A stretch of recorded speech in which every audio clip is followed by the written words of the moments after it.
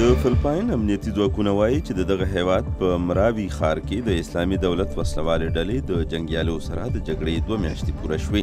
اوس هم دغه سیمه کې څه 300 ولسي وګړي بند پاتې دي. تر دا مهال دغه جګړه کې څه کم 400 کسان وژل شوي دي. یادې ډلې دا ښار د مئی په 23 نیولی و.